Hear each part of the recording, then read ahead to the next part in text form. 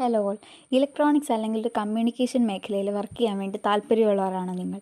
അങ്ങനെയാണെങ്കിൽ നിങ്ങൾക്ക് ഏറ്റവും ബെസ്റ്റ് സ്യൂട്ടഡ് കോഴ്സ് ആയിരിക്കും ഇലക്ട്രോണിക്സ് ആൻഡ് കമ്മ്യൂണിക്കേഷൻ എഞ്ചിനീയറിംഗ്. ഈ ഇലക്ട്രോണിക്സ് എന്ന് പറയുമ്പോൾ അതിൽ തന്നെ പല മേഖലയിൽ മീൻസ് എംബഡഡ് സിസ്റ്റം ഉണ്ടാവും, VLSI ഉണ്ടാവും, അങ്ങനെ ഒരുപാട് മേഖലകൾ അതിനകത്ത് തന്നെ ഡിവൈഡ് ചെയ്യപ്പെട്ടിട്ടുണ്ട്. അതിനകത്തൊക്കെ നമുക്ക് ജോലി ഫൈൻഡ് ചെയ്യാൻ വേണ്ടി സാധിക്കും. പിന്നെ കമ്മ്യൂണിക്കേഷൻ സെക്ടറിൽ നമുക്ക് ജോലി ഫൈൻഡ് ചെയ്യാൻ സാധിക്കും. പിന്നെ നമ്മൾ ഈ കോഴ്സിൽ എൻ്റയർ ഈ BTech 4 ഇയറിൽ ഒരുപാട് പ്രോഗ്രാമിംഗ് ലാംഗ്വേജസും പഠിക്കുന്നുണ്ട്. അതുകൊണ്ട് തന്നെ ഇത് കഴിഞ്ഞിട്ട് ഇലക്ട്രോണിക്സിനോട് താല്പര്യമില്ല, എനിക്കൊരു പ്രോഗ്രാമറായിട്ട് അങ്ങനെ ഒരു മേഖലയിലേക്ക് പോകാനാണ് എനിക്ക് താല്പര്യം എന്നുണ്ടെങ്കിലും ഒരു ഈസി ഗ്രാജുവേറ്റ് ആയിട്ടുള്ള കുട്ടിക്ക് അത് സാധ്യമായിരിക്കും.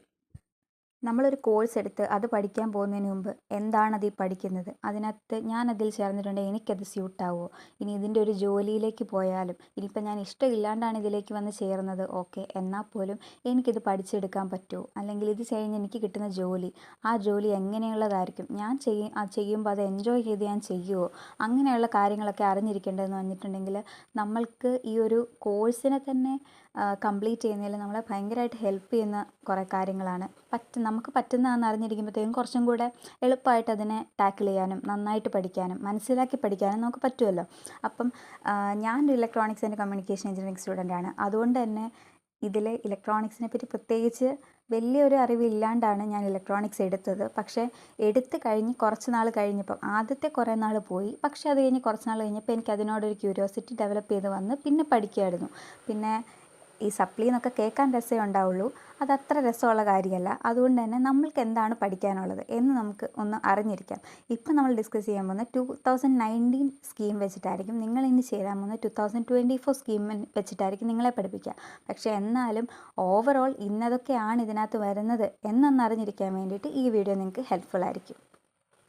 അപ്പം പിന്നെ എല്ലാവർക്കും അറിയാമല്ലോ, നമ്മുടെ BTech എന്ന് പറഞ്ഞാൽ 4 വർഷമാണ്, 8 സെമസ്റ്റർ. അതിനകത്ത് ഫസ്റ്റ് സെമസ്റ്ററിൽ നമ്മൾ ആദ്യം കാണാൻ പോകുന്ന കോഴ്സ് തന്നെ ലീനിയർ ഓൾജിബ്ര ആൻഡ് കാൽക്കുലസ്. അതിൻ്റെ കോഴ്സ് കോഡാണ് സൈഡിൽ കൊടുത്തേക്കുന്നത്, MAT 101. ഇതെന്ന് പറഞ്ഞിട്ടുണ്ടെങ്കിൽ മാത്സിൻ്റെ ഒരു പേപ്പറാണ്. അത്യാവശ്യം എഞ്ചിനീയറിംഗ് മാത്തമാറ്റിക്സ് ഒരു പരിധിവരെ ടഫാണ് എന്ന് വേണമെങ്കിൽ പറയാം. പക്ഷേ എന്നാലും നമുക്ക് എഴുതിയെടുക്കാൻ പറ്റില്ല, അങ്ങനെ അത്രയും ലെവൽ ടഫൊന്നും അല്ല, നമ്മളെ കൊണ്ട് പഠിച്ചാൽ പറ്റാവുന്നൊക്കെയുള്ളൂ. അതുകൊണ്ട് തന്നെ ലീനിയർ ഓൾജിബ്ര ആൻഡ് കാൽക്കുലസ് ആണ് നമ്മുടെ ഫസ്റ്റ് പേപ്പർ. അത് കഴിഞ്ഞ് വരുന്നത് എഞ്ചിനീയറിംഗ് ഫിസിക്സ് എയും എഞ്ചിനീയറിംഗ് കെമിസ്ട്രിയാണ്. ഈ ഫിസിക്സ് എ എന്ന് കൊടുത്തേക്കുന്നത് പറഞ്ഞാൽ നമുക്ക് ഇലക്ട്രോണിക്സ് എഞ്ചിനീയേഴ്സിന് വേണ്ട ഫിസിക്സാണ് എഞ്ചിനീയറിംഗ് ഫിസിക്സ് എയിൽ പറയുന്നത്. അപ്പം ഇതെല്ലാം എല്ലാ ബ്രാഞ്ചുകാരും പഠിക്കേണ്ട പേപ്പേഴ്സാണ്. എഞ്ചിനീയറിംഗ് ഫിസിക്സ് എയും എഞ്ചിനീയറിംഗ് കെമിസ്ട്രിയും. ഇതിനകത്ത് ഏതെങ്കിലും ഒരു പേപ്പറായിരിക്കും നിങ്ങൾക്ക് ഫസ്റ്റ് സെമസ്റ്ററിൽ പഠിക്കാനുണ്ടാവുക, മറ്റേ പേപ്പർ അടുത്ത സെമസ്റ്ററിലായിരിക്കും ഉണ്ടാവുക. ഇപ്പം ഈ സെമസ്റ്ററിൽ ഫിസിക്സ് ആണെങ്കിൽ അടുത്ത സെമസ്റ്ററിൽ കെമിസ്ട്രി ആയിരിക്കും ഉണ്ടാവുക. ഇപ്പോൾ ഈ സെമസ്റ്ററിൽ അതുപോലെ തന്നെ വരുന്ന 2 പേപ്പേഴ്സാണ് എഞ്ചിനീയറിംഗ് മെക്കാനിക്സും എഞ്ചിനീയറിംഗ് ഗ്രാഫിക്സും. ഇതിനകത്ത് എഞ്ചിനീയറിംഗ് മെക്കാനിക്സും ഗ്രാഫിക്സും എന്ന് പറഞ്ഞാൽ ഗ്രാഫിക്സ് കംപ്ലീറ്റ് ഡ്രോയിങ്ങും കാര്യങ്ങളൊക്കെയാണ് പറയുന്നത്. മെക്കാനിക്സിനകത്താണെങ്കിൽ കുറച്ചും കൂടെ പുള്ളി അങ്ങനത്തെ കുറച്ചുകൂടെ മെക്കാനിക്കൽ പരമായ കുറേ കാര്യങ്ങളാണ് നമ്മൾ അതിനകത്ത് പഠിക്കുന്നത്. ഇത് രണ്ടും, ഈ ഗ്രാഫിക്സും പ്രോബ്ലമാറ്റിക് പേപ്പറാണ്, എഞ്ചിനീയറിംഗ് മെക്കാനിക്സും പ്രോബ്ലമാറ്റിക് പേപ്പറാണ്. കെമിസ്ട്രിയും ഫിസിക്സിൽ ഒരു പരിധി വരെ ഒരു ഡെറിവേഷൻ ആ ഒരു മൂഡിൽ പോകുന്ന പേപ്പറാണെങ്കിൽ കെമിസ്ട്രിയിലും കുറേ തിയറിയാണ് അധികമായിട്ട് ഞാൻ കണ്ടിട്ടുള്ളത്. പിന്നെ മെക്കാനിക്സും ഗ്രാഫിക്സും ഈ കെമിസ്ട്രിയും ഫിസിക്സിൻ്റെ കേസ് പോലെ തന്നെയാണ്. ഒരെണ്ണം ഈ സെമസ്റ്ററിൽ, മറ്റേത് അടുത്ത സെമസ്റ്ററിലായിരിക്കും നമുക്ക് പഠിക്കാനുണ്ടാവുക. അപ്പോൾ അതും നമ്മൾ സപ്ലി വരാണ്ട് നോക്കേണ്ട 2 പേപ്പറുകളാണ് എന്ന് വേണമെങ്കിൽ പറയാം. പിന്നെ അടുത്തതെന്ന് പറഞ്ഞാൽ basics of civil and mechanical engineering, basics of electrical and electronics എഞ്ചിനീയറിംഗും. ഇത് രണ്ടിനെ പറ്റി പറയുകയാണെങ്കിൽ സിവിലും മെക്കും ഇപ്പം അതൊരു കോമ്പിനേഷൻ പോലെയാണ് വരിക. ഇലക്ട്രിക്കലും ഇലക്ട്രോണിക്സും ഒരു കോമ്പിനേഷൻ ആയിരിക്കും. നമുക്ക് എക്സാം മീൻസ് സിവിൽ ആൻഡ് മെക്കാനിക്കലാണ് ഈ സെമസ്റ്ററെങ്കിൽ അടുത്ത സെമസ്റ്ററിലായിരിക്കും ഇലക്ട്രിക്കൽ ആൻഡ് ഇലക്ട്രോണിക്സ് എഞ്ചിനീയറിംഗ്. അപ്പോൾ ഈ സെമ്മിൽ സിവിലും മെക്കും നമ്മൾ പരീക്ഷ എഴുതാൻ പോയി എന്ന് വിചാരിക്കാം. അവിടെ ചെന്നു നമ്മൾ പരീക്ഷ എഴുതായിരുന്നു, നമുക്ക് ക്വസ്റ്റ്യൻ കിട്ടി, 2 ആൻസർ ഷീറ്റ് ബുക്ക്ലെറ്റ് വരും, ഒന്ന് സിവിലിനും ഒന്ന് മെക്കിനും. നമ്മൾ ഒരു വിധത്തിൽ സിവിൽ നന്നായിട്ട് എഴുതി, പക്ഷേ മെക്കാനിക്കലിന് നമ്മൾ സപ്ലി വന്നു. അങ്ങനെയാണെങ്കിൽ നമ്മൾ സപ്ലി എഴുതുന്ന സമയത്ത് സിവിലും മെക്കും കൂടെ സപ്ലി എഴുതേണ്ടി വരും. അതുകൊണ്ട് അങ്ങനെ ഒരു കുഴപ്പമുള്ള പേപ്പറുകളാണ് ഈ സിവിൽ ആൻഡ് മെക്കും ഇലക്ട്രിക്കൽ ആൻഡ് ഇലക്ട്രോണിക്സും. സോ നന്നായിട്ട് പഠിക്കേണ്ട പേപ്പറാണ്. ഇലക്ട്രിക്കൽ ആൻഡ് ഇലക്ട്രോണിക്സ് കുറച്ചുകൂടെ പ്രോബ്ലമാറ്റിക് ആണ്, സിവിലും മെക്കും പക്ക തിയറി പേപ്പേഴ്സാണ്. പിന്നെ വരുന്നതാണ് ലൈഫ് സ്കില്ല്. ലൈഫ് സ്കില്ല് എന്ന് പറഞ്ഞാൽ ഹ്യൂമാനിറ്റി സബ്ജക്റ്റാണ്, അതിന് ക്രെഡിറ്റ് ഇല്ല എന്ന് പറഞ്ഞിട്ടുണ്ടെങ്കിൽ ഇപ്പം ആദ്യത്തെ അറ്റംപ്റ്റിൽ പാസ്സാവുന്നതിന് 4 ക്രെഡിറ്റ്, ഒരു സബ്ജക്റ്റിന് 4 ക്രെഡിറ്റ്, അങ്ങനെ എല്ലാ സെമസ്റ്ററിലും നമുക്ക് എല്ലാ പേപ്പേഴ്സിനും ഉണ്ടാവും. ലൈഫ് സ്കില്ല് ക്രെഡിറ്റ് ഇല്ലാത്ത പേപ്പറാണ്, നമ്മളത് പാസ്സായാൽ മാത്രം മതി. പിന്നെ അത് കഴിഞ്ഞിട്ട് ഈ സെമസ്റ്ററിൽ ഫിസിക്സാണ് നമ്മൾക്കുള്ളതെങ്കിൽ അതിന് കറസ്പോണ്ടിങ് ആയിട്ട് ഫിസിക്സ് ലാബ് ഉണ്ടാവും. കെമിസ്ട്രി ഉള്ളെങ്കിൽ കറസ്പോണ്ടിങ് കെമിസ്ട്രി ലാബ് ഉണ്ടാവും. പിന്നെ സിവിലും മെക്കോ ആണെങ്കിൽ അതിന് കറസ്പോണ്ടിങ് ആയിട്ടുള്ള സിവിൽ മെക്ക് വർക്ക്ഷോപ്പ് ഉണ്ടാവും. ഇല്ല മറ്റേത് ഇലക്ട്രിക്കൽ ആൻഡ് ഇലക്ട്രോണിക്സോ ഉള്ളെങ്കിൽ അതിന് കറസ്പോണ്ടിങ് ആയിട്ടുള്ള വർക്ക്ഷോപ്പ് നമുക്കുണ്ടാവും. അത് രണ്ടും കുഴപ്പമൊന്നുമില്ല, നമുക്ക് പാസ്സായി പോകാവുന്നതേ ഉള്ളൂ. അങ്ങനെ 2 ലാബും വർക്ക്ഷോപ്പൊക്കെയാണ്. നന്നായിട്ട് ശ്രദ്ധിച്ചൊക്കെ പഠിച്ചാൽ മതി. പിന്നെ അത്രയാണ് നമ്മളെ ഫസ്റ്റ് സെമിസ്റ്ററിലെ പേപ്പേഴ്സ് എന്ന് പറയുന്നത്. സെക്കൻഡ് സെമസ്റ്ററിലേക്ക് വരുമ്പം അവിടെ ഫസ്റ്റ് പേപ്പർ മാത്സ് ആണ്. മാത്സ് എന്ന് പറഞ്ഞാൽ vector calculus, differential equation and transforms. ഞാൻ പറഞ്ഞല്ലോ, മാത്സ് എന്ന് പറയുമ്പോഴത്തേക്കും അത്രയ്ക്ക് നമ്മൾ സില്ലി ആയിട്ട് എടുക്കേണ്ട പേപ്പറും അല്ല, എന്നാൽ ഒരുപാട് അങ്ങ് പാടുമല്ല. നമ്മൾ പഠിച്ചു കഴിഞ്ഞിട്ടുണ്ടെങ്കിൽ നമുക്ക് കിട്ടാവുന്നതേ ഉള്ളൂ. അതുകൊണ്ട് സപ്ലി വരാണ്ട് നോക്കേണ്ട ഒരു പേപ്പറാണിത്. കാരണം വന്നു കഴിഞ്ഞിട്ടുണ്ടെങ്കിൽ എഴുതിയെടുക്കാൻ നല്ല പാടായിരിക്കും. അതുകൊണ്ട് അത് മാത്സിൻ്റെ ഫസ്റ്റ് പേപ്പർ. പിന്നെ വരുന്നത് കഴിഞ്ഞ സെമസ്റ്ററിൽ അല്ലാതിരുന്ന ഏതാണെന്ന് വെച്ചിട്ടുണ്ടെങ്കിൽ ഈ സബ്ജക്റ്റുകളിൽ അത് ഈ സെമസ്റ്ററിൽ നമുക്ക് പഠിക്കാനുണ്ടാവും. പിന്നെ അത് കഴിഞ്ഞിട്ട് വരുന്നതാണ് പ്രൊഫഷണൽ കമ്മ്യൂണിക്കേഷൻ. പ്രൊഫഷണൽ കമ്മ്യൂണിക്കേഷൻ കഴിഞ്ഞ തവണത്തെ ലൈഫ് സ്കില്ല് പോലെ ജസ്റ്റ് ക്രെഡിറ്റ് ഇല്ലാത്തൊരു സബ്ജക്റ്റാണ് പ്രൊഫഷണൽ കമ്മ്യൂണിക്കേഷൻ. പിന്നെ എക്സാം ഉണ്ടാവും, ക്രെഡിറ്റ് ഇല്ലെന്നേ ഉള്ളൂ, പാസ്സാകണം. പിന്നെ അടുത്തതെന്ന് പറഞ്ഞാൽ പ്രോഗ്രാമിംഗ് ഇൻ സി പ്രോഗ്രാമിങ്ങിൻ്റെ ബേസിക്സ് ഉണ്ട്. ഞാൻ പഠിച്ചപ്പം സി പ്രോഗ്രാമിങ്ങിന് ലാബ് അങ്ങനെ എക്സാം ആയിട്ട് നടത്തുന്നില്ലായിരുന്നു. പക്ഷേ ഇപ്പോൾ എനിക്ക് തോന്നുന്നു ലാബായിട്ട് എക്സാമായിട്ട് നിങ്ങൾക്ക് നടത്താറുണ്ട്. പിന്നെ അത് കഴിഞ്ഞപ്പോഴത്തേക്കും പിന്നെ വരുന്നതെന്ന് പറഞ്ഞാൽ കറസ്പോണ്ടിങ് ആയിട്ടുള്ള ലാബും വർക്ക്ഷോപ്പും ഉണ്ടാവും. അതും നമ്മൾ പാസ്സാവണം നല്ല രീതിക്ക്. പിന്നെ അതിൻ്റെ റെക്കോർഡും, റഫ് റെക്കോർഡും, ഫെയർ റെക്കോർഡും അങ്ങനെ വർക്കുകളെല്ലാം ഉണ്ടാവും. പിന്നെ അത്രയാണ് നമ്മൾ ഫസ്റ്റ് ഇയറിൽ പഠിക്കാനായിട്ടുള്ളത്. അത്രയായിരുന്നു പിന്നെ നമ്മൾ ഫസ്റ്റ് ഇയറിൽ നമുക്ക് നോക്കാനുള്ളത്. ഇനി അടുത്ത സെക്കൻഡ് ഇയറിലേക്ക് കയറുമ്പോൾ കുറച്ചും കൂടെ കോർ പേപ്പേഴ്സ് നമുക്ക് ഇൻട്രൊഡ്യൂസ് ചെയ്യവർ എന്ന് പറഞ്ഞിട്ടുണ്ടെങ്കിൽ, നമ്മളിപ്പോൾ ഇലക്ട്രോണിക്സ് ആണ് എടുത്തത്. അപ്പോൾ ഇലക്ട്രോണിക്സിൻ്റെ ബേസിക്സിൽ നിന്ന് സ്റ്റാർട്ട് ചെയ്യുന്നത്. നമ്മൾ ഓൾറെഡി ബേസിക് ഇലക്ട്രോണിക്സ് പഠിച്ചു, എന്നാലും കുറച്ചും കൂടെ അഡ്വാൻസ് ആയിട്ട് നമ്മൾക്ക് ഇനിയുള്ള സബ്ജക്റ്റുകൾക്കെല്ലാം വരുന്ന ഒരു ബേസ്. മാത്രമല്ല ഈ സെമസ്റ്ററിൽ പഠിക്കുന്ന പേപ്പറുകളെല്ലാം അത്യാവശ്യം ഭയങ്കര ഇമ്പോർട്ടൻ്റ് ആയിട്ടുള്ള പേപ്പേഴ്സാണ്. ഗേറ്റ് എക്സാമിന് പ്രിപ്പയർ ചെയ്യുന്നവർക്കാണെങ്കിലും ഇത് കഴിഞ്ഞിട്ട് ഒരു ജോലിയുടെ ഒരു ഇൻ്റർവ്യൂവിന് വരുന്ന സമയത്താണെങ്കിലും എല്ലാം നമ്മൾക്ക് ക്വസ്റ്റ്യൻ വരാൻ പോകുന്നത് ഈ ഒരു പാർട്ടിൽ നിന്നൊക്കെ ആയിരിക്കും. അതുകൊണ്ട് സെമസ്റ്റർ 3 എന്ന് പറഞ്ഞിട്ടുണ്ടെങ്കിൽ ഇലക്ട്രോണിക്സിനെ സംബന്ധിച്ചിടത്തോളം കുറച്ച് ടഫായിട്ടുള്ള സെമസ്റ്റർ ആണെന്നാണ് എല്ലാവരും പറയുന്നത്. പക്ഷേ സിസ്റ്റമാറ്റിക് ആയിട്ട് പഠിച്ചു പോവുകയാണെങ്കിൽ അത് അത്രയ്ക്ക് പാടുള്ള സെമസ്റ്റർ ആയിട്ട് നമുക്ക് തോന്നില്ല. പിന്നെ അപ്പോൾ അതിനകത്തെ ഫസ്റ്റ് പേപ്പർ എന്ന് പറഞ്ഞിട്ടുണ്ടെങ്കിൽ partial differential equation and complex analysis ആണ്. ഇത് മാത്സിൻ്റെ പേപ്പറാണ്. 201 പഠിച്ചെടുക്കാവുന്ന പേപ്പറേ ഉള്ളൂ. അത്യാവശ്യം നല്ല രീതിക്ക് ഉള്ള പ്രോബ്ലംസും കാര്യങ്ങളൊക്കെ വരുന്നൊരു പേപ്പറാണ്. പിന്നത്തേത് വരുന്നത് solid state devices. Solid state devices എന്ന് പറയുമ്പോഴത്തേക്കും നമ്മൾ +2 പഠിച്ച എനർജി ബാൻഡ് അങ്ങനത്തെ കാര്യങ്ങളൊക്കെ ഉണ്ടല്ലോ. ഇതിപ്പോൾ എത്ര സിലബസ് മാറി എന്ന് പറഞ്ഞാൽ ഇതൊക്കെ എന്തായാലും നമുക്ക് ഇൻവോൾവ് ചെയ്തേ പറ്റുള്ളൂ. അങ്ങനെയുള്ള കുറേ സാധനങ്ങളാണ് ഈ സോളിഡ് സ്റ്റേറ്റ് ഡിവൈസുകളൊക്കെ. നമ്മൾ +2 പഠിച്ച എനർജി ബാൻഡുകളും ഒരു ആറ്റത്തിനകത്ത് ഇലക്ട്രോണിൻ്റെ ബിഹേവിയർ, ഇതെങ്ങനെ ഈ എനർജി ബാൻഡ് ഫോർമേഷൻ, അതുപോലെ തന്നെ ഡയോഡുകൾ, മോസ്ഫെറ്റ്, BJT മീൻസ് ട്രാൻസിസ്റ്റേഴ്സ്, അങ്ങനത്തെ കാര്യങ്ങളെ പറ്റിയിട്ടൊക്കെ കൂടുതലായിട്ട് പഠിക്കുന്നത്, അതിൻ്റെയൊക്കെ ബേസിക്സ് പഠിക്കുന്നതാണ് സോളിഡ് സ്റ്റേറ്റ് ഡിവൈസസ്. ഇനി മുന്നോട്ടേക്ക് വരുന്ന പല സബ്ജക്ട്സിൻ്റെയും ബേസിക്സ് സോളിഡ് സ്റ്റേറ്റ് ഡിവൈസാണ്. സോ നമുക്ക് ഇതിനൊരു ഒന്നും നമുക്ക് മനസ്സിലായിട്ടില്ലെന്നുണ്ടെങ്കിൽ ഇനിയുള്ള പേപ്പറുകൾ നമ്മൾ ചുമ്മാ കാണാണ്ട് പഠിക്കേണ്ടി വരും. അങ്ങനെ കുറേ കാണാണ്ട് പഠിച്ച് കഴിയുമ്പോഴത്തേക്ക് അത് വെച്ച് നമുക്ക് പ്രത്യേകിച്ച് ഒരു യൂസും ഉണ്ടാകുന്നില്ല. ഒരു കമ്പനിയിൽ നിന്ന് ഒരു ഇൻ്റർവ്യൂവിന് വന്ന് ചോദിക്കുമ്പോൾ നമുക്ക് ഡയറക്റ്റ് ക്വസ്റ്റ്യൻ ചോദിച്ചാൽ മാത്രമേ ആൻസർ പറയാൻ പറ്റുള്ളൂ. അങ്ങനെ ഡയറക്റ്റായിട്ട് ആരും ക്വസ്റ്റ്യൻ ചോദിക്കില്ല. അതുകൊണ്ട് തന്നെ നമുക്ക് എന്ത് വേണം, ഇതിനകത്തൊക്കെ ഒരു അത്യാവശ്യം ഒരു അണ്ടർസ്റ്റാൻഡിങ് വേണം. പരീക്ഷയ്ക്ക് മാർക്ക് വേണം, ഡെഫിനറ്റ്ലി വേണം. പക്ഷേ എന്നാലും നമ്മളിത് മനസ്സിലാക്കി തന്നെ പഠിക്കണം. പിന്നെ അടുത്ത ഒരു പേപ്പറാണ് ലോജിക് സർക്യൂട്ട് ഡിസൈൻ. കമ്പാരിറ്റീവ്ലി എളുപ്പമുള്ളൊരു പേപ്പറാണ്, എല്ലാവർക്കും ഇഷ്ടമുള്ളൊരു പേപ്പറാണ് LCD. കാരണം ഇതിനകത്ത് മറ്റേ നമ്മുടെ ബൈനറി 1 0 അങ്ങനത്തെ കാര്യങ്ങളാണ് കംപ്ലീറ്റ് വരുന്നത്. കുറേ കൗണ്ടേഴ്സ്, രജിസ്റ്റേഴ്സ്, ഇങ്ങനെയുള്ള കാര്യങ്ങളുടെ working, and gate, or gate, അങ്ങനെയുള്ള ബേസിക് കാര്യങ്ങളുടെയൊക്കെ ഡീറ്റെയിൽസാണ് ഇതിനകത്ത് നമ്മൾ പഠിക്കുന്നത്. ഇതും മുന്നോട്ടേക്കുള്ള മിക്ക സബ്ജക്ട്സിൻ്റെയൊക്കെ ബേസായിട്ട് നമുക്ക് വരുന്നൊരു പേപ്പറാണ് LCD. പിന്നെ അടുത്ത വരുന്നതാണ് നെറ്റ്വർക്ക് തിയറി. പിന്നെ VLSI ഫീൽഡിലൊക്കെ വർക്ക് ചെയ്യാൻ വേണ്ടി നല്ല ഇൻട്രസ്റ്റ് ഉള്ളവർ പഠിച്ചിരിക്കേണ്ട 2 പേപ്പറുകളാണ് കേട്ടോ, SSDയും LCDയും. പിന്നെ അടുത്തതെന്ന് പറഞ്ഞിട്ടുണ്ടെങ്കിൽ നെറ്റ്വർക്ക് തിയറി. നെറ്റ്വർക്ക് തിയറി എന്ന് പറഞ്ഞിട്ടുണ്ടെങ്കിൽ കംപ്ലീറ്റ് സർക്യൂട്ട്സ് ആണ്. അത്യാവശ്യം ടഫായിട്ടുള്ളൊരു പേപ്പറാണ് കേട്ടോ. കുറേ സർക്യൂട്ടുകളുണ്ട്. സർക്യൂട്ടിനകത്ത് നമ്മൾ KCL, KVL +2 പഠിച്ചതാണെന്നാണ് എനിക്ക് തോന്നുന്നത്. എന്തായാലും അതൊക്കെ കൊടുക്കുന്നതും പിന്നെ അതിന് കുറേയും കൂടെ അഡ്വാൻസ്ഡ് ആയിട്ടുള്ള കുറേ ടോപ്പിക്സും എല്ലാം വരുന്ന ഒരു ബേസിക് പേപ്പറാണ് നെറ്റ്വർക്ക് തിയറി. നെറ്റ്വർക്ക് തിയറി അത്യാവശ്യം നല്ല ഹോൾഡ് ഉള്ള ഒരാൾക്ക് ഇനി വരുന്ന കുറേ സർക്യൂട്ട് അനാലിസിസ് പേപ്പേഴ്സ് ഉണ്ട്, അതെല്ലാം അത്യാവശ്യം കുറച്ച് എളുപ്പമായിരിക്കും. പിന്നെ ഈ 3 പേപ്പറും ഗേറ്റിന് ഭയങ്കര ഇമ്പോർട്ടൻ്റ് ആയിട്ടുള്ള 3 പേപ്പറുകളാണ്. ഇതറിയത്തില്ലെങ്കിൽ നമുക്ക് മുന്നോട്ടേക്ക് വരുന്ന വേറെ കുറേ പേപ്പറുകൾ എന്താണെന്ന് പോലും മനസ്സിലാവത്തില്ല. അങ്ങനെയുള്ള കുറച്ച് പേപ്പേഴ്സാണ് ഈ 3 നന്നായിട്ട് പഠിക്കുക. ഇതിനകത്ത് നെറ്റ്വർക്ക് തിയറിയാണ് കുറച്ചും കൂടെ എല്ലാവരും ശ്രദ്ധിച്ച് പഠിക്കുന്നത്. കാരണം അത് പാസ്സാവാൻ കുറച്ച് പാടുള്ള പേപ്പറാണ്, അതുകൊണ്ട്. പിന്നെ വരുന്നതാണ് ഡിസൈൻ എഞ്ചിനീയറിങ്ങും പ്രൊഫഷണൽ എത്തിക്സും.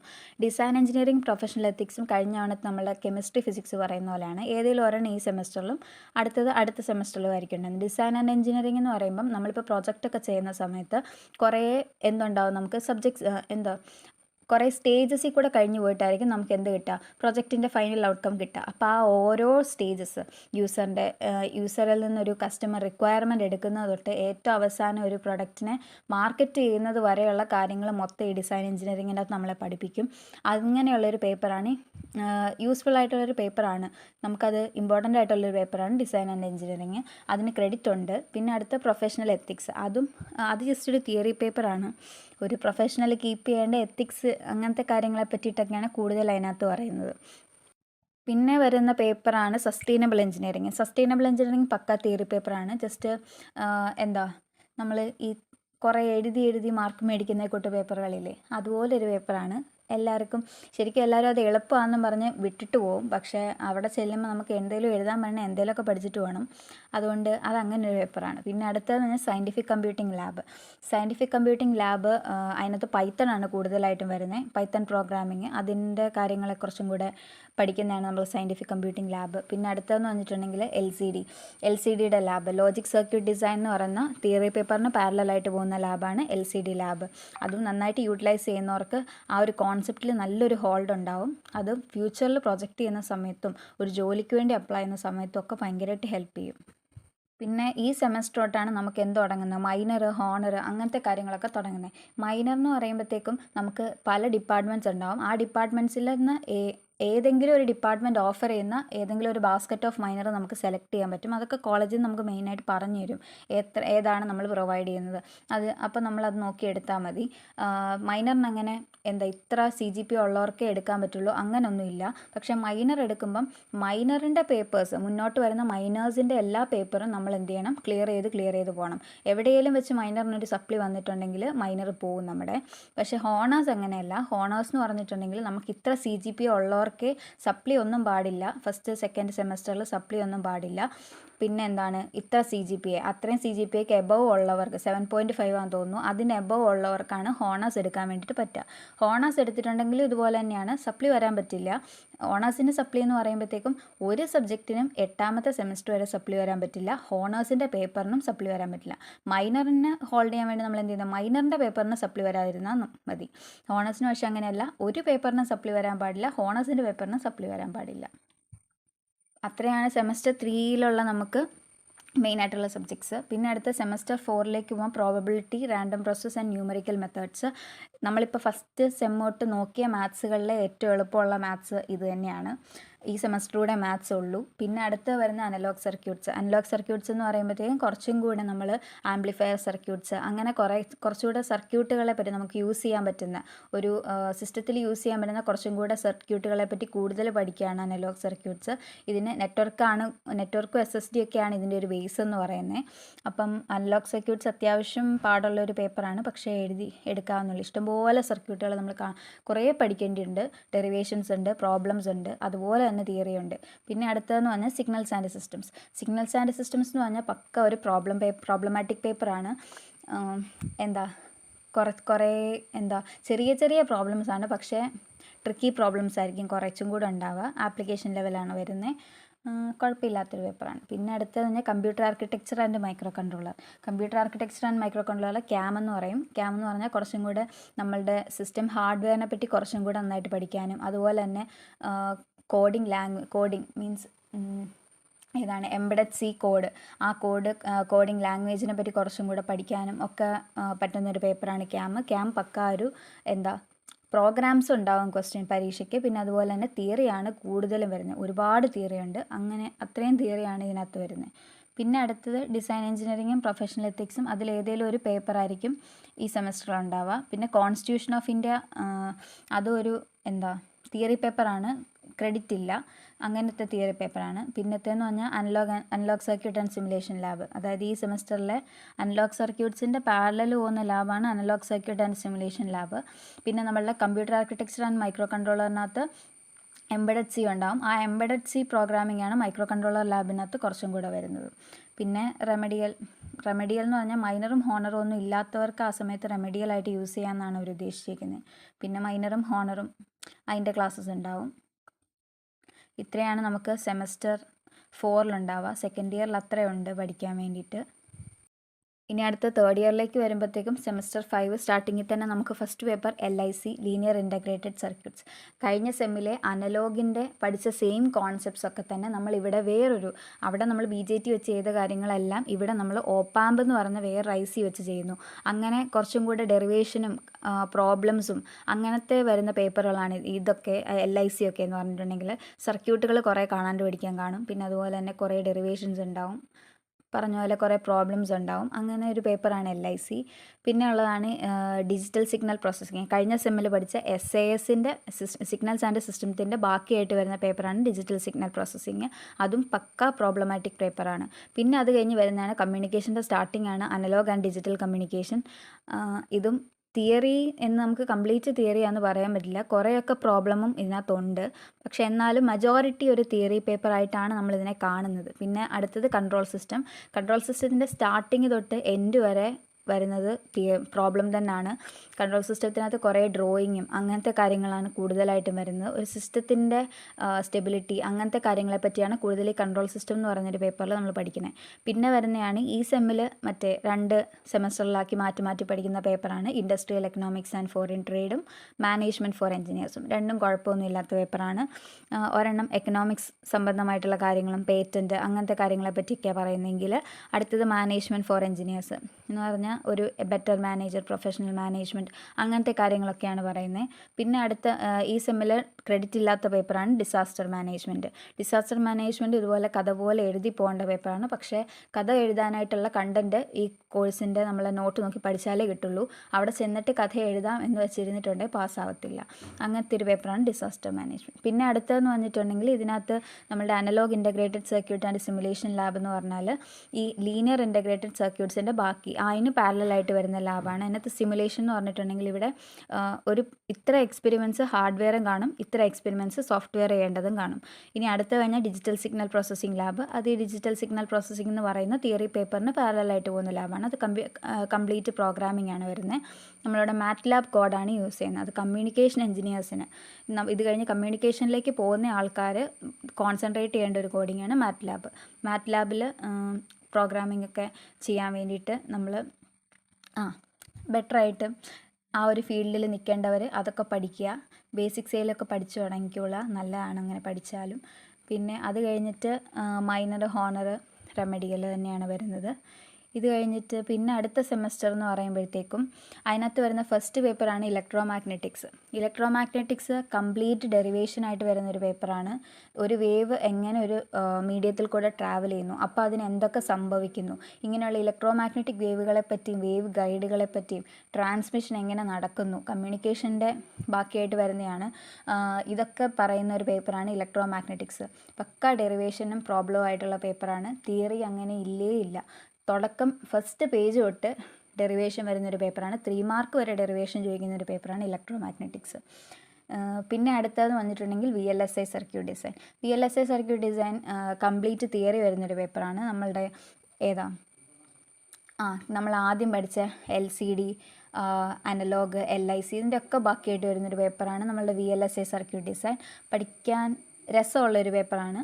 ഇഷ്ടപ്പെട്ട് പഠിക്കുന്നവർക്ക് ഇഷ്ടപ്പെടുന്ന ഒരു പേപ്പറാണ്. പിന്നെ അടുത്തതെന്ന് പറഞ്ഞിട്ട് VLSI ഫീൽഡിൽ വർക്ക് ചെയ്യാൻ പോകുന്നവർക്ക് ഏറ്റവും വേണ്ട ഒരു പേപ്പറുമാണ് കേട്ടോ VLSI. പിന്നെ അത് കഴിഞ്ഞിട്ട് ഇൻഫർമേഷൻ തിയറി ആൻഡ് കോഡിങ്. നമ്മൾ കഴിഞ്ഞ സെമ്മി പഠിച്ച ഡിജിറ്റൽ സിഗ്നൽ പ്രോസസ്സിങ്ങിൻ്റെയും അതിന് മുമ്പ് പഠിച്ച അനലോഗ് ആൻഡ് ഡിജിറ്റൽ കമ്മ്യൂണിക്കേഷൻ്റെയും ബാക്കിയായിട്ട് വരുന്നൊരു പേപ്പറാണ് ഇൻഫർമേഷൻ തിയറി ആൻഡ് കോഡിങ്. ഇതും ഒരു കംപ്ലീറ്റ് തിയറി എന്ന് പറയാൻ പറ്റില്ല, പ്രോബ്ലം ഉണ്ട്, തിയറി ഉണ്ട്, അത്യാവശ്യം കുഴപ്പമൊന്നും ഇല്ലാത്തൊരു പേപ്പറാണ്. പിന്നെ എന്ന് പറഞ്ഞാൽ പ്രോഗ്രാം ഇലക്റ്റീവാണ്. എന്ന് പറഞ്ഞാൽ നമ്മൾ കോളേജ് പ്രൊവൈഡ് ചെയ്യുന്നതാണ്, ഡിപ്പാർട്ട്മെൻറ്റ് പ്രൊവൈഡ് ചെയ്യുന്നതാണ്. നമ്മുടെ ഡിപ്പാർട്ട്മെൻറ്റ് തന്നെ തരുന്ന ഇലക്റ്റീവാണ്. മെയിനായിട്ടും അതിനകത്ത് പറയുന്നത് എംബഡഡ് സിസ്റ്റംസ് ഉണ്ട്, പിന്നെ അങ്ങനെ കുറച്ച് സബ്ജക്ട്സ് ആണുള്ളത്. ഞങ്ങൾക്ക് എംബഡഡ് സിസ്റ്റംസ് ആയിരുന്നു. പ്രൊജക്റ്റിൻ്റെ സമയത്തൊക്കെ ഒരുപാട് യൂസ്ഫുൾ ആവുന്നൊരു പേപ്പറാണ്. പിന്നെ പ്രോഗ്രാമിംഗ് മേഖലയിലേക്ക് പോകേണ്ടവരാണെങ്കിലും ഒരു എംബഡഡ് സിസ്റ്റം എഞ്ചിനീയറായിട്ട് വർക്ക് ചെയ്യാൻ താല്പര്യമുള്ളവരാണെങ്കിലും പഠിച്ചിരിക്കേണ്ട ഒരു പേപ്പറാണ് എംബഡഡ് സിസ്റ്റംസ്. ഞാനിപ്പോൾ ഒരെണ്ണത്തിനെ പറ്റി പറഞ്ഞതേ ഉള്ളൂ. ഇങ്ങനെ കുറേ ലിസ്റ്റ് ഓഫ് സാധനങ്ങളുണ്ട്, കോഴ്സസ് ഉണ്ട്. പിന്നെ അടുത്തത് ഒന്നില്ലെങ്കിൽ IEFT അല്ലെങ്കിൽ ME. ഇനി അത് കഴിഞ്ഞ് വരുന്നതാണ് comprehensive course work. Comprehensive course work ഒരു ഇമ്പോർട്ടൻറ്റ് പേപ്പറാണ്. കാരണം നമ്മൾ 3rd സെമസ്റ്ററിൽ പഠിച്ച ഇതൊന്നും എടുത്ത് മാറ്റുമെന്ന് തോന്നുന്നില്ല കേട്ടോ. കോംപ്രിഹെൻസീവ് ഒക്കെ ഇമ്പോർട്ടൻറ്റ് പേപ്പറാണ്. 3rd സെമ്മിൽ പഠിച്ച ലോജിക് സർക്യൂട്ട് ഡിസൈൻ, പിന്നെ 4th സെമസ്റ്ററിൽ പഠിച്ച അനലോഗ് സർക്യൂട്ട്സ്, പിന്നെ സിഗ്നൽസ് ആൻഡ് സിസ്റ്റം ഇല്ല, DSP. 5th സെമസ്റ്ററിൽ പഠിച്ച DSP, പിന്നെ analog and digital communication, linear integrated circuits. ഇത്രയും സബ്ജക്റ്റുകളിൽ നിന്നുള്ള MCQ ക്വസ്റ്റ്യൻസ് വെച്ചിട്ടൊരു എക്സാം നടത്തുന്നതിനാണ് കോംപ്രിഹെൻസീവ് കോഴ്സ് വർക്ക് എന്ന് പറയുന്നത്. അതിന് പ്രത്യേകിച്ച് നമ്മൾക്ക് അതിനായിട്ടെന്ന് പറഞ്ഞൊരു ക്ലാസ്സോ അങ്ങനെയൊന്നും ആയിരിക്കില്ല ഉണ്ടാവുക. നമ്മൾ ഈ പഠിച്ച സാധനങ്ങളൊക്കെ തന്നെ നന്നായിട്ട് MCQന് വേണ്ടി പ്രിപ്പയർ ചെയ്ത് നമ്മൾ എഴുതേണ്ട ഒരു പരീക്ഷയാണ് കോംപ്രിഹെൻസീവ് കോഴ്സ് വർക്ക്. പിന്നെ അതിന് പാരലായിട്ട് വരുന്ന നമ്മളുടെ കഴിഞ്ഞ സെമ്മിലെ അനലോഗ് ആൻഡ് ഡിജിറ്റൽ കമ്മ്യൂണിക്കേഷന് വേണ്ടിയിട്ടൊക്കെ പാരലായിട്ട് വരുന്ന ഒരു ലാബാണ് കമ്മ്യൂണിക്കേഷൻ ലാബ്. പിന്നെ നമുക്ക് ഈ സെമ്മിൽ മിനി പ്രൊജക്റ്റ് ഉണ്ടാവും. അത് ചെയ്ത് പ്രൊജക്റ്റ് റിപ്പോർട്ട് വെക്കണം. ഒരു ലാബിന് നേരത്തെ വരെ 2 ലാബല്ലായിരുന്നു. ഈ സെമ്മിൽ വരുമ്പോൾ ഒരു ലാബും ഒരു മിനി പ്രൊജക്റ്റും, പിന്നെ മൈനറും ഹോണറും. പിന്നെ സെമസ്റ്റർ 7ലേക്ക് വരുമ്പോൾ, അതായത് 4th ഇയറിലെ ഫസ്റ്റ് സെമസ്റ്ററാണ് സെമസ്റ്റർ 7. അതിലേക്ക് വരുമ്പോഴത്തേക്കും ഫസ്റ്റ് വരുന്ന പേപ്പറാണ് വയർലെസ് കമ്മ്യൂണിക്കേഷൻ, ആൻറ്റന തിയറി, അങ്ങനെ കമ്മ്യൂണിക്കേഷൻ റിലേറ്റഡ് ആയിട്ടുള്ള പേപ്പറാണ്. പിന്നെ ഈ സെമ്മിൽ നമുക്ക് 2 എലക്റ്റീവ് ഉണ്ട്. ഒന്ന് പ്രോഗ്രാം എലക്റ്റീവും 2 ഓപ്പൺ എലക്റ്റീവും. പ്രോഗ്രാം എലക്റ്റീവ് എന്ന് പറയുമ്പോഴത്തേക്കും നമ്മളുടെ ഡിപ്പാർട്ട്മെൻറ്റ് ഓഫർ ചെയ്യുന്നൊരു എലക്റ്റീവ് നമുക്ക് ഏതെങ്കിലും ഇഷ്ടമുള്ളത് എടുത്ത് പഠിക്കാം. ഓപ്പൺ എലക്റ്റീവ് എന്ന് പറയുമ്പോൾ കോളേജിലുള്ള ഏതെങ്കിലും ഡിപ്പാർട്ട്മെൻറ്റ് ഓഫർ ചെയ്യുന്ന ഏത് എലക്റ്റീവ് വേണമെങ്കിലും നമുക്ക് എടുത്ത് പഠിക്കാം. പിന്നെ വരുന്ന ഒരു പേപ്പറാണ് ഇൻഡസ്ട്രിയൽ സേഫ്റ്റി എഞ്ചിനീയറിംഗ്. അത് കഴിഞ്ഞിട്ട് ഇലക്ട്രോ മാഗ്നറ്റിക്സ് ലാബ് ഉണ്ടാവും. പിന്നെ ഈ സെമസ്റ്ററിൽ പ്രൊജക്റ്റിൻ്റെ phase 1 ഉണ്ടാവും. എന്ന് പറഞ്ഞാൽ ഒരു പ്രൊജക്റ്റ് എടുക്കുകയാണെങ്കിൽ അതിന് ഡിഫറെൻറ്റ് പാർട്സ് ആയിട്ട് ഡിവൈഡ് ചെയ്യുകയാണെങ്കിൽ അതിൻ്റെ ഒരു റിപ്പോർട്ട് വെക്കുന്നിടം വരെ, അങ്ങനെ പറയുകയാണെങ്കിൽ ഇപ്പോൾ ഒരു റിപ്പോർട്ട് വെക്കുന്നിടം വരെ, പിന്നെ അത് സിമുലേഷൻ കാണിക്കുന്നവരെ, അതൊരു എക്സാമ്പിൾ പറഞ്ഞാണ് കേട്ടോ, അങ്ങനെ ആയിരിക്കില്ലെന്നില്ല. എന്തായാലും ആ ഒരു phase 1 കംപ്ലീറ്റ് ചെയ്യേണ്ടത് ഈ സെമസ്റ്ററിലായിരിക്കും. പിന്നെ ഈ സെമസ്റ്ററിൽ സെമിനാർ കാണും. മൈനറിന് ഈ സെമസ്റ്ററിൽ നമുക്ക് പ്രൊജക്റ്റാണ് വെക്കേണ്ടത്. ഹോണേഴ്സിന് ഒരു പേപ്പറും കൂടെ ഉണ്ടാവും ഈ സെമസ്റ്ററിൽ. പിന്നെ വരുന്ന സെമസ്റ്റർ 8 വരുന്ന ഫസ്റ്റ് പേപ്പർ ഇൻസ്ട്രുമെൻറ്റേഷനാണ്. അത് കഴിഞ്ഞ് പിന്നെ ഉള്ളത് 3 എലക്റ്റീവാണ്, പ്രോഗ്രാം എലക്റ്റീവ്സ്. പിന്നെ അത് കഴിഞ്ഞിട്ട് കോംപ്രിഹെൻസീവ്, നമ്മൾ S6 ഉണ്ടായിരുന്ന കോംപ്രിഹെൻസീവ് അത് എഴുതുന്ന OMR ആയിരുന്നു. നമുക്ക് ഒബ്ജക്റ്റീവ് ടൈപ്പ് ആയിരുന്നു. പക്ഷേ ഇത്തവണ അതെന്തായിരിക്കും, വൈവ ആയിട്ടായിരിക്കും ഉണ്ടാവുക. പിന്നെ അടുത്തതെന്ന് പറഞ്ഞിട്ടുണ്ടെങ്കിൽ പ്രൊജക്റ്റിൻ്റെ phase 2. പിന്നെ ഇവിടെ എന്ന് പറഞ്ഞപ്പോഴത്തേക്കും മൈനറിൻ്റെ ആ പ്രൊജക്റ്റ് സബ്മിഷൻ, പിന്നെ ഹോണേഴ്സിൻ്റെയും പ്രൊജക്റ്റ് ആയിരിക്കും നമ്മൾ സബ്മിറ്റ് ചെയ്യേണ്ടത്.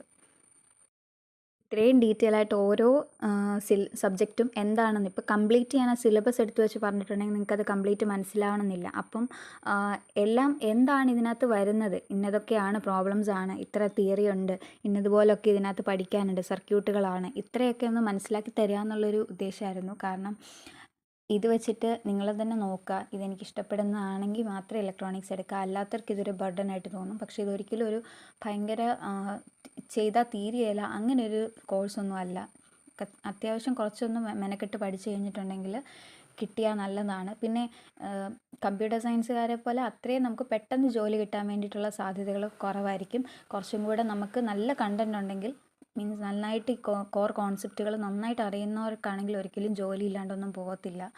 അതൊന്നും ഓർത്താരും എടുക്കാണ്ടിരിക്കേണ്ട. പിന്നെ ഏതിന് പോയാലും നമ്മൾ കഷ്ടപ്പെടണം. അപ്പം ഇച്ചിരി എഫേർട്ട് ഇട്ട് നന്നായിട്ട് പഠിക്കുന്ന സബ്ജക്റ്റുകൾ നന്നായിട്ട് പഠിച്ച് നോക്കുക. എന്നിട്ട് പിന്നെ എന്താണെന്ന് വെച്ചിട്ടുണ്ടെങ്കിൽ അതുപോലെ, കാരണം മുമ്പിൽ എന്തായാലും ഒരുപാട് പ്ലേസ്മെൻറ്റ്സ് ഒക്കെ വരും. നല്ല പ്ലേസ്മെൻറ്റ് തരുന്ന കോളേജുകളിൽ പോവുക, നല്ല കോളേജുകളിൽ പോയി പഠിക്കുക. അങ്ങനെ വരുമ്പോഴത്തേക്കും നന്നായിട്ടൊരു ജോലിയിൽ ലാൻഡ് ചെയ്യാൻ നിങ്ങൾക്ക് പറ്റും. പിന്നെ ഇതൊക്കെ നമ്മളൊരു ഫൈനൽ ഇയർ ആവുന്ന സമയത്തായിരിക്കും മെയിനായിട്ടും ഇന്ന ഫീൽഡിലേക്കൊക്കെയാണ് പോകേണ്ടത് അന്നേരമായിരിക്കും നമ്മൾ അന്വേഷിക്കുക, സമയമുണ്ടല്ലോ എന്നോർത്ത്. അങ്ങനെ ചെയ്യാണ്ട് ഇപ്പോൾ ഗേറ്റ് പ്രിപ്പയർ ചെയ്യുന്നവരാണെങ്കിലും ഒരു സെക്കൻഡ് ഇയറിൽ തന്നെ ഓക്കെ എൻ്റെ എയിം ഇതാണ്, ഞാൻ ഗേറ്റ് പ്രിപ്പയർ ചെയ്യുന്നുണ്ട്, ഗേറ്റ് എഴുതിയാൽ എനിക്ക് എവിടേക്കൊക്കെ പോവാം എന്നൊക്കെ ഒന്ന് മനസ്സിലൊന്ന് കണ്ടു വെക്കുവാണെങ്കിൽ ഓക്കെ ഗേറ്റ് പ്രിപ്പയർ ചെയ്യാൻ തുടങ്ങാം എന്നുള്ള ആ ഒരു, പിന്നെ നിങ്ങൾക്ക് പതുക്കെ പതുക്കെ ചെയ്താൽ മതി. ഇല്ലെങ്കിൽ ഫൈനൽ ഇയർ ആകുമ്പോഴത്തേക്കും നിങ്ങൾക്ക് ഇതെല്ലാം കൂടെ വരും, പ്രൊജക്റ്റ്, സെമിനാർ, ഗേറ്റ്, അങ്ങനെ പല കാര്യങ്ങളും കൂടെ വരുമ്പോൾ സമയത്ത് അത് ഭയങ്കര ഒരു ബർഡൻ ആയിരിക്കും. പിന്നെ ഈ ഗേറ്റിന് പ്രിപ്പയർ ചെയ്യുന്നത് നല്ലൊരു കാര്യമാണ്. കാരണം എന്താ, നിങ്ങൾക്ക് പ്ലേസ്മെൻറ്റ് സമയത്ത് ചോദിക്കുന്ന പല ക്വസ്റ്റ്യൻസും എന്ത് ചെയ്യാൻ പറ്റും, ഈസി ആയിട്ട് ടാക്കിൾ ചെയ്യാൻ പറ്റും. മാത്രമല്ല കോൺസെപ്റ്റുകളെ പറ്റി നല്ലൊരു അണ്ടർസ്റ്റാൻഡിങ്ങും നിങ്ങൾക്ക് ഉണ്ടാവും. അപ്പം ഇഷ്ടപ്പെട്ട് ഇലക്ട്രോണിക്സ് എടുക്കുക, നന്നായിട്ട് പഠിക്കുക. പിന്നെ ഒരു കാര്യം പറയാൻ വിട്ടുപോയി. ഇനി ഇലക്ട്രോണിക്സ് എന്ന് പറയുമ്പോഴത്തേക്കും നമ്മളുടെ ഫീൽഡിൽ ഏറ്റവും ഇമ്പോർട്ടൻറ്റ്, നമ്മുടെ എന്നല്ല, എഞ്ചിനീയറിങ്ങിന് ഏതൊരു ഫീൽഡ് എടുത്താലും സ്കില്ലിനാണ് ഏറ്റവും ഇമ്പോർട്ടൻറ്റ്. നിങ്ങളിപ്പോൾ ഫസ്റ്റ് ഇയർ ആണ്, ഓക്കെ, നിങ്ങൾ എല്ലാം സ്റ്റാർട്ട് ചെയ്യുന്നേ ഉണ്ടാവുള്ളൂ. പക്ഷേ നിങ്ങൾ ഒട്ടും നേരത്തെ അല്ല. അങ്ങനെ ഇപ്പോൾ നിങ്ങളോട് സീനിയേഴ്സ് പറയുക നിങ്ങൾ എന്തിനാ ഇപ്പോഴേ പഠിക്കണേ എന്ന് നിങ്ങളോട് ആരെങ്കിലും ചോദിക്കുകയാണെങ്കിലും കുഴപ്പമില്ല, നിങ്ങൾ പഠിച്ച് തുടങ്ങിക്കോളൂ. കാരണം ഇപ്പോൾ വെരിലോഗ് കോഡിംഗ് ആണെങ്കിലും അത് നിങ്ങൾക്ക് LCD പഠിച്ച് കഴിഞ്ഞായിരിക്കും വെരിലോഗ് പഠിക്കാൻ വേണ്ടിയിട്ട് കുറച്ചും കൂടെ എളുപ്പം. അപ്പം LCD, ലോജിക്, ഡിജിറ്റൽ സർക്യൂട്ട്സ് പഠിക്കുന്നതിന് പാരലായിട്ട് നിങ്ങൾ വെരിലോഗും കൂടെ എങ്ങനെയും കുറച്ചൊക്കെയും പഠിച്ച് പോവുക. അന്നേരം എന്ത് ചെയ്യാൻ പറ്റും, ആ ഒരു സ്കില്ലും കൂടെ നമുക്കത് ഡെവലപ്ഡ് ആയിക്കൊണ്ടിരിക്കുകയാണ് ആ സമയത്ത്. പിന്നെയെന്ന് പറഞ്ഞിട്ടുണ്ടെങ്കിൽ ചെറിയ ചെറിയ പ്രൊജക്റ്റുകൾ ചെയ്യുക, ഒരുപാട് വലുതല്ല, നമ്മളെ കൊണ്ട് ചെയ്യാൻ പറ്റുന്ന ചെറിയ ചെറിയ പ്രൊജക്റ്റുകൾ. LCDയിലെ ചെറിയൊരു ഇപ്പോൾ ഒരു കൗണ്ടർ ഉണ്ടാക്കുന്ന സമയത്ത് അത് വെരിലോഗിലൊന്ന് ഇംപ്ലിമെൻറ്റ് ചെയ്ത് നോക്കുക. അങ്ങനെയുള്ള ചെറിയ ചെറിയ കാര്യങ്ങളൊക്കെ നമ്മൾ ചെയ്തു പോവുക. പിന്നെ C പ്രോഗ്രാമിങ് ഭയങ്കര ഇമ്പോർട്ടൻ്റ് ആണ്. മിക്ക പ്ലേസ്മെൻറ്റുകൾക്ക് ചെന്നാലും ചോദിക്കുന്ന ഒരു ലാംഗ്വേജാണ് C പ്രോഗ്രാമിംഗ് ഇലക്ട്രോണിക്സിനെ സംബന്ധിച്ച്. അതുകൊണ്ട് തന്നെ C പഠിക്കുമ്പോൾ നന്നായിട്ട് പഠിക്കുക. C നമ്മൾ സെക്കൻഡ് സെമ്മി പഠിച്ചു കഴിഞ്ഞ് പിന്നെ അതിൻ്റെ ആ ഒരു ടച്ച് വിട്ടു പോകുന്ന ആ ഒരു, പിന്നെ നമ്മൾ പഠിക്കുന്നില്ലാത്തതുകൊണ്ടാണ് ആ ടച്ച് അങ്ങ് വിട്ടു പോകുന്ന ആ ഒരു കോമൺ ആയിട്ടുള്ളൊരു സംഭവം നമ്മൾ കണ്ടുവരുന്നുണ്ട്. പക്ഷേ അതും ഒന്നും അത്രയും അങ്ങ് വിട്ടു പോകാണ്ട് അതിലും എന്തെങ്കിലുമൊക്കെ ചെയ്തുകൊണ്ടിരിക്കുക. ആ ഒരു സ്കില്ലും നമുക്കുണ്ട്, അത് ഉണ്ടാക്കിയെടുത്തുകൊണ്ടിരിക്കുക. പിന്നെ കമ്മ്യൂണിക്കേഷൻ നോക്കുന്നവരാണെങ്കിൽ മാറ്റ്ലാബ് ഒന്നും ഇപ്പോഴേ ഫസ്റ്റ് ഇയർ തൊട്ടേ പഠിച്ചു തുടങ്ങുമെന്ന് ഞാൻ പറയത്തില്ല. പക്ഷേ എന്നാലും C പ്രോഗ്രാമിങ്ങും പൈത്തണും ഒക്കെ നിങ്ങൾക്ക് ഇപ്പോൾ ഒരു പ്രോഗ്രാമിംഗ് മേഖലയിലേക്ക് പോകുന്നവരാണെങ്കിൽ പോലും, ഇനി അതല്ല നിങ്ങളൊരു ഇലക്ട്രോണിക്സ് ഫീൽഡ് തന്നെ നിങ്ങൾക്ക് വർക്ക് ചെയ്യണം അങ്ങനെയുള്ളവരാണെങ്കിൽ പോലും നിങ്ങൾ എന്ത് ചെയ്യുക, Cയും പൈത്തണും അത്യാവശ്യം ഒരു ബേസിൽ നന്നായിട്ട് സ്കില്ല് ഡെവലപ്പ് ചെയ്തുകൊണ്ടിരിക്കുക. അതിലുള്ള സ്കില്ല് ഡെവലപ്പ് ചെയ്തുകൊണ്ടിരിക്കുക. എന്നിട്ട് ഡിജിറ്റലൊക്കെ പഠിക്കുന്ന സമയമാകുമ്പം വെരിലോഗും ആ കൂടെ തന്നെ പഠിച്ചു പോവുക. അങ്ങനെ പോകുമ്പോഴത്തേക്കും നിങ്ങൾക്ക് ഇൻഡസ്ട്രി ഡിമാൻഡ് ചെയ്യുന്ന ആ ഒരു ഒരു സ്കില്ല് നിങ്ങൾക്കുണ്ടാകും. പക്ഷെ എനിക്ക് തോന്നുന്നു 2024 കരിക്കുലം വരുമ്പോഴത്തേക്കും കുറച്ചുകൂടെ ഇൻഡസ്ട്രി റെഡി ആയിട്ട് കുട്ടികളെ ഇറക്കാൻ വേണ്ടിയിട്ടുള്ള രീതിക്കായിരിക്കും അവർ സ്കീം ഡിസൈൻ ചെയ്തിട്ടുണ്ടാവുക. അപ്പം നിങ്ങൾക്ക് ഇത്രയും ഫൈനൽ ഇയറിൽ എനിക്ക് തോന്നുന്നു നിങ്ങൾക്ക് ഇൻറ്റേൺഷിപ്പും അതുപോലെ തന്നെ പ്രൊജക്റ്റും ഉണ്ടാവുള്ളൂ, ക്ലാസ്സുകൾ ഉണ്ടാവില്ല എന്നൊക്കെ കേൾക്കുന്നുണ്ട്. അതുകൊണ്ട് തന്നെ നിങ്ങൾ ഇൻറ്റേൺഷിപ്പുകളെ പറ്റിയാണെങ്കിലും ഒരിടത്ത് പോയി നിന്ന് നന്നായിട്ട് ആ ജോലി പഠിക്കുന്ന പോലെ ഒരു ഇൻറ്റേൺഷിപ്പ് നോക്കുക. എല്ലാം ഒരു ചുമ്മാ ഞാൻ ഇൻറ്റേൺഷിപ്പ് ചെയ്തു എന്നുള്ള പേരിന് നോക്കാണ്ട് അങ്ങനെ നോക്കാൻ വേണ്ടിയിട്ട് നിങ്ങൾ നോക്കുക. അപ്പോൾ ഈ വീഡിയോ എല്ലാവർക്കും ഹെൽപ്ഫുൾ ആയെന്ന് വിചാരിക്കുന്നു. അപ്പോൾ ശരി, താങ്ക് യു.